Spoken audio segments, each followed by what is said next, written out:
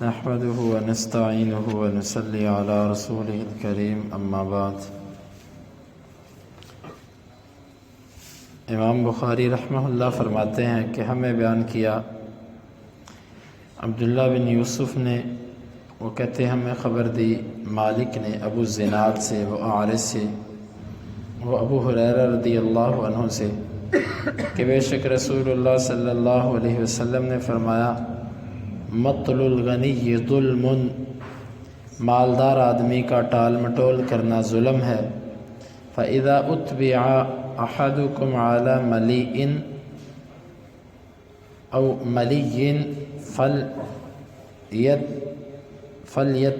فَلْيَتَّبِعْ، جس وقت تم میں سے کوئی ایک مالدار آدمی کے پیچھے لگایا جائے تو وہ اس کے پیچھے لگ جائے۔ اس حدیث کے اندر دو چیزیں ہیں۔ ایک آپ صلی اللہ علیہ وسلم نے فرمایا مالدار آدمی کا ٹال مٹول کرنا ظلم ہے۔ اس کا معنی یہ ہے کہ آپ نے کسی بندے کو قرض دیا، وہ آپ کو قرض واپس کرنے کی طاقت رکھتا ہے لیکن وہ ابھی کر نہیں رہا جان بوجھ کر، تو اس کا یہ ٹال مٹول کرنا ظلم ہے۔ جس طرح کے کاروباری لوگوں کی عادت ہوتی ہے کہ کسی کی رقم پر کھیلنا، کسی کے پیسے پر کاروبار کرنا۔ اب مال دے دیا آپ نے، پہلے یہ کہا کہ اچھا مال بکتا ہے تو پیسے دیتا ہوں، پھر مال بیچ کر بھی آپ کا جو مال تھا اس کی رقم کو کسی اور چیز پہ لگا دیا اور آپ کو پھر تھوڑا تھوڑا کر کے قسطوں میں کر کے دے رہا ہے۔ یہ بندہ ظالم ہے حدیث کی روح سے۔ اگر تمہارے پاس مال خریدنے کی طاقت نہیں ہے تو تمہیں اتنا حق بنتا ہے کہ تم کسی سے اس شرط پہ ادھار دے لو کہ بھائی جیسے سیل ہوگا میں تمہیں پیسے واپس کر دوں گا، جس کو سیل بیس کہتے ہیں مارکیٹ کے اندر۔ اس پہ بندہ کسی سے مال اٹھا لے، لیکن جب اس کے پیسے آئے پھر اس کے پیسوں کو اپنے تصرف میں لے کر آنا تمہارے لیے جائز نہیں ہے۔ کسی بندے کے لیے یہ جائز نہیں ہے کہ اس کے پیسوں کو اپنے تصرف میں لے کر آئے، یا اس کے پیسوں سے کوئی اور مال خرید لے کہ یہ تو مجھے ادھار مل ہی جائے گا، فلانا مال مجھے ادھار نہیں ملنا، میں وہ ڈال لیتا ہوں 7 سال، اور اس بندے کو وہی مہینہ کر کے 15 دن بعد، ہفتے بعد تھوڑے تھوڑے کر کے توڑ کے دینا، حدیث نے اس کو ظلم قرار دیا۔ آپ کے پاس پیسے ہیں دینے کے لیے، آپ اس کو کہتے ہو یار میں ابھی تھوڑا سا استعمال کر لوں، ان پیسوں کو پھر دوں گا، ٹال مٹول کر رہے ہیں۔ آپ جتنے دن لیٹ کر رہے ہیں ہر لمحے آپ کا گناہ لکھا جا رہا ہے۔ یہ ظلم ہے کہ غنی آدمی کا، مالدار آدمی کا ٹال مٹول کرنا، قرض واپس نہ کرنا، یہ ظلم ہے۔ پھر اہل علم نے یہاں پر اختلاف کیا کہ مالدار سے مراد کیا ہے، کتنے پیسے ہوں تو بندہ غنی کہلاتا ہے؟ تو اس کا سیدھا سا جواب ہے، یہاں پر غنی سے مراد ہے وہ شخص جس کے پاس قرضہ اتارنے کے لیے پیسے موجود ہیں، چاہے وہ فقیر ہی کیوں نہ ہو۔ آپ فقیر ہیں، آپ نے کسی سے 10,000 روپیہ لیا، اب آپ کے پاس 10,000 روپیہ ہے واپس کرنے کو، لیکن آپ کہہ رہے ہو کہ یار ابھی فلاں کام بھی رہتا ہے وہ کر لوں، فلاں کام بھی رہتا ہے، یہ جائز نہیں ہے آپ کے لیے۔ آپ فوری طور پر اس کے پیسے واپس کریں۔ تو اس حدیث کا معنی یہ بنا کہ جس بندے کے پاس قرضہ واپس کرنے کی صلاحیت ہے، اگر وہ قرضے میں تاخیر کر رہا ہے تو وہ لمحہ بلمحہ گناہگار ہے اور کبیرہ گناہ کا مرتکب ہے، اور اس کو فاسق تک قرار دیا ہے اہل علم نے اس شخص کو۔ تو یہ جائز نہیں ہے۔ ہمیں کاروباری معاملات کے اندر یہاں پر انتہائی محتاط رہنا چاہیے۔ اگر کسی سے یہ معاہدہ ہوا کہ یہ پیسے میں تمہارے پاس مال رکھوا رہا ہوں سیل بیس پہ، اس کے پیسے کسی اور چیز پہ استعمال نہیں ہونے چاہیے۔ جبکہ سننے میں ایسی باتیں آتی ہیں کہ لوگ پرائے پیسوں سے گھر بنا لیتے ہیں، پرائے پیسوں سے پراپرٹیاں خرید لیتے ہیں، اور پھر اس کو بیچارے کو زندگی بھر تنگ کرتے رہتے ہیں۔ ہے ہی نہیں، ابھی آئے نہیں ہیں، چلو دے دوں گا، آئیں گے تو دے دوں گا۔ یہ بالکل جائز نہیں۔ حتیٰ کہ قرض اتارنے کے لیے آپ کو اپنی پراپرٹیاں بیچنی پڑے تو آپ اس کو بیچیں، آپ کو اپنی گاڑیاں بیچنی پڑیں تو بیچیں۔ ان گاڑیوں اور پراپرٹیوں سے مراد ہے جو ضرورت سے زائد ہے۔ ایک آپ کا گھر ہے جس میں آپ رہتے ہیں، وہ مراد نہیں، اپنا گھر نہ بیچو۔ لیکن اس کے علاوہ جو چیزیں آپ کے پاس ہیں اس کو بیچ دو تاکہ آپ کا قرض اترے۔ قرض کا معاملہ چھوٹا نہیں ہے۔ اور یہاں سے یہ بات بھی معلوم ہوئی کہ اگر کسی بندے کے پاس قرض اتارنے کی طاقت نہیں ہے پھر اس کا ٹال مٹول کرنا ظلم نہیں ہے۔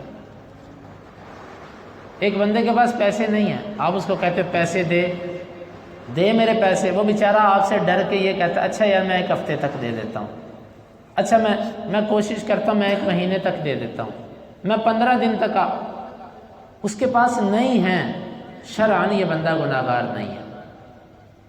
ہاں اگر اس کے پاس ہیں پھر یہ بندہ، کیونکہ حدیث کے لفظ ہے مالدار آدمی کا ٹال مٹول کرنا ظلم ہے، غریب آدمی کا ٹال مٹول کرنا ظلم نہیں ہے۔ کہ جس کے غریب سے مراد کیا ہے؟ غریب سے مراد یہاں پر وہ شخص ہے جس کے پاس قرضہ اتارنے کی صلاحیت نہیں ہے۔ آپ اگر لاکھوں پتی ہیں لیکن آپ پر قرضہ ہے کروڑوں میں، پھر آپ بھی غریب ہیں، کیونکہ یہاں پر آپ کے پاس قرضہ اتارنے کی صلاحیت نہیں ہے، اتنی طاقت نہیں ہے آپ کے پاس۔ پھر اس میں بھی اہل علم نے اختلاف کیا کہ ایک بندہ اگر اس کے پاس پیسے تو نہیں ہیں لیکن وہ مزدوری کر کے اپنا قرضہ اتار سکتا ہے، کیا اس کا مزدوری نہ کرنا اور قرضہ نہ دینا یہ بھی ظلم میں آتا ہے؟ تو اہل علم یہی کہتے ہیں کہ اگر ایسا قرضہ ہے جو مزدوری کرنے سے بھی اتر سکتا ہے پھر اس کا مزدوری نہ کرنا بھی ظلم ہے۔ کیوں؟ یہ جان بوجھ کر وہ اسباب نہیں اختیار کر رہا جن سے قرضہ اتر سکے۔ تو خلاصہ اس ٹکڑے کا یہ نکلا کہ کسی کا قرض لینا اور جب دینے کی کسی نہ کسی طریقے سے صلاحیت ہو، دیکھو آپ 100 دفعہ جھوٹ بولو گے نا، اللہ تو دلوں کو جانتا ہے کہ یہ دے سکتا کہ نہیں دے سکتا، اور آپ 100 دفعہ کسی پر گمان کریں کہ یہ جان بوجھ کے نہیں دے رہا، اللہ تو جانتا ہے وہ دے سکتا کہ نہیں دے سکتا۔ تو اس سے یہ قاعدہ معلوم ہوا کہ غریب آدمی اگر آپ کو ٹال مٹول کرتا ہے پیسے نہ ہونے کی بنا پر، اس کا ٹال مٹول کرنا نہ وعدہ خلافی ہے نہ ظلم ہے۔ یہ حدیث میں نے اس کا مطلب پہلے بھی بتایا تھا، آج پھر بتاتا ہوں۔ وہ جو حدیث آتی ہے نا جب وہ وعدہ کرے تو وعدہ خلافی کرے، اس کا معنی جو اہل علم نے لکھا وہ یہ ہے کہ جب وہ وعدہ کر رہا تھا تو اسی وقت دل میں تھا کہ میں نے اس کو پورا نہیں کرنا، لیکن ایک بندے نے سچا دل سے وعدہ کیا کہ میں یہ چیز دوں گا، عین وقت آیا اس کے پاس وہ چیز آئی نہیں، اس کے بس سے ہی معاملہ نکل گیا، اس کو وعدہ خلافی نہیں کہتے، نہ اس کے اوپر کوئی نفاق کے فتوے لگ سکتے ہیں۔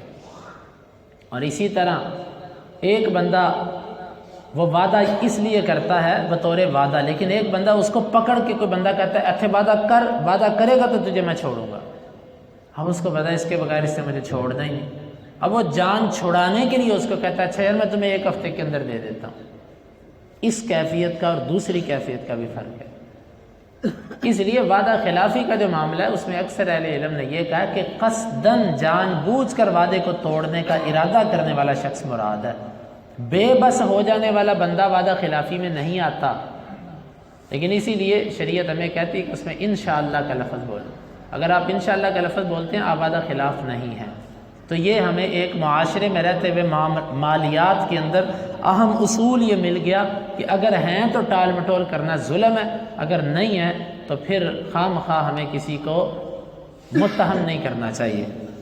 دوسرا ٹکڑا یہ ہے کہ جب تم میں سے کسی ایک کو مالدار پر لگایا جائے تو وہ اس کے پیچھے لگ جائے۔ اس کا مطلب یہ ہے کہ آپ نے کسی سے قرضہ لینا تھا، اس بندے نے کسی مالدار آدمی کو کہا یار میرا قرضہ اتار دو، وہ کہتا چلو ٹھیک ہے میں تمہارا قرضہ اتار دیتا ہوں لیکن اتنے مہینوں بعد پیسے دوں گا۔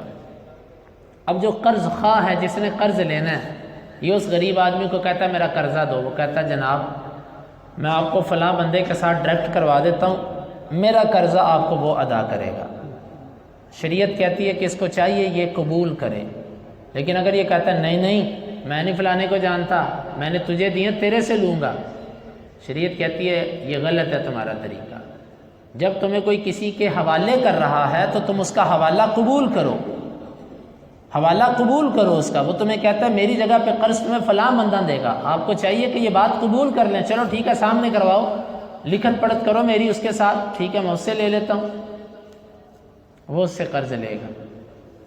لیکن یہاں پر پھر ایک بحث ہے کہ ایک بندے نے حوالے کیا کسی کے، غریب آدمی نے کسی مالدار کے حوالے کر دیا اپنے قرض خواہ کو، اب وہ مالدار آدمی غریب ہو گیا، اس کے پیسے مارے گئے، یا وہ مر گیا، فوت ہو گیا، اب کیا کیا جائے گا؟ غریب آدمی تو یہ کہہ کے بری ہو گیا تھا کہ میرے پیسے وہ دے گا، اور اس نے ذمہ اٹھا لیا تھا کہ میں دوں گا، اب کیا بنے گا؟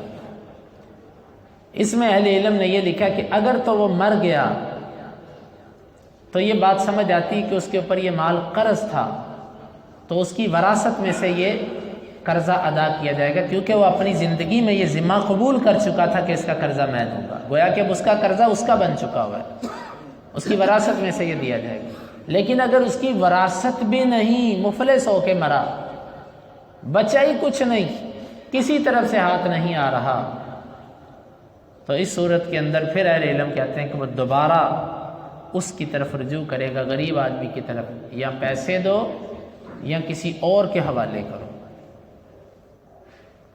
تو یہ ہے اس حوالے کے بارے میں جو شرعی احکامات، اس پر کچھ چیزیں باقی رہتی ہیں جو انشاءاللہ آئندہ درس کے اندر اللہ رب العالمین سے دعا ہے وہ ہمیں ان حدیث کو سمجھنے کی اور ان کے تقاضوں کو پورا کرنے کی توفیق عطا فرمائے۔ اللہم انفعنا بما علمتنا وعلمنا ما ينفعنا وزدنا علما وآخر دعوانا ان الحمد للہ رب العالمین۔ حدیث نمبر 2287۔